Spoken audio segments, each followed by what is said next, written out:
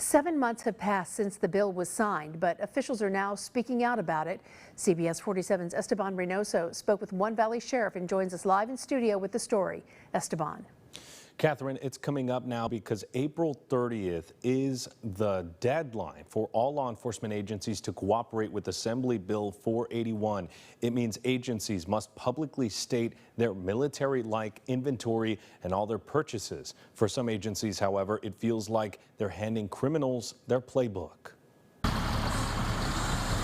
A crisis negotiation team vehicle, SWAT issued 40mm launchers and rounds, military-like equipment used to combat situations, now on lists online for everyone to see the hardware that every agency has and how it's used. So that part is a little bit frustrating, and they're not relying on the experts in law enforcement. You're literally relying on your governing body to dictate whether or not you have an armored vehicle. Kings County Sheriff David Robinson spoke in front of the Kings County Board of Supervisors on Tuesday.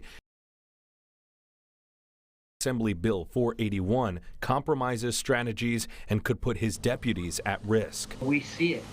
We saw what happened in New York. Suspects are arming themselves. They're taking body armor and they're taking counter law enforcement measures. It's pretty frustrating that now we have to advertise to them the type of chemical agents that we use, the type of munitions that we use. Every law enforcement office in the state also has to disclose all purchases of military-style equipment. On the Clovis Police Department website, there is a link to their policies, but also their entire military-style inventory. Governor Newsom signed the bill surrounded by families of police victims back in September. Community activist Sandra Celadon shared this statement with us saying, quote, "We know that police officers who use military equipment are more likely to engage in violent behavior," they say. AB 481 will finally bring much-needed transparency and accountability, end quote.